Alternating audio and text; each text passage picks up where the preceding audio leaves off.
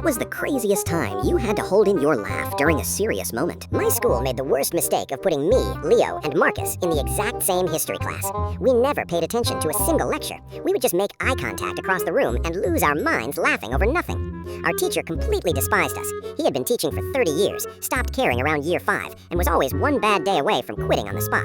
We also had a chihuahua in class, but one day, Marcus got into a massive argument with her about who had a faster panic shake. This grown teenager dropped to all fours in the middle of a live lesson, started vibrating his shoulders violently, and began yapping at the teacher's desk like a tiny angry dog.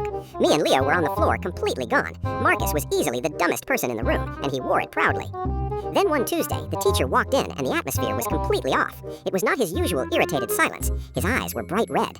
I nudged Marcus the second I noticed it and whispered, "Look at him." Marcus started grinning instantly. I told him to chill out because I could actually read the room, and this was definitely not the moment. He stood at the front podium, took a heavy sigh, and admitted he had a terrible weekend. Then he announced that his pet parrot passed away.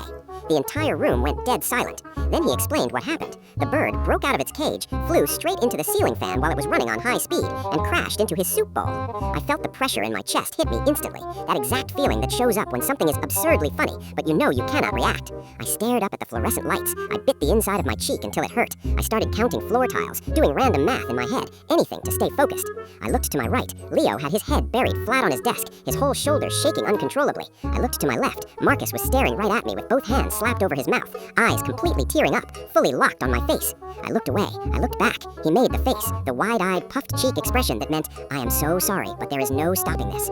I exploded out loud, zero warning. The second I lost it, Leo slid right off his chair onto the floor wheezing, and Marcus, this unhinged guy, dropped back down to all fours, started fake shivering on the floor, and yapped at the grieving teacher like a chihuahua protecting a rug.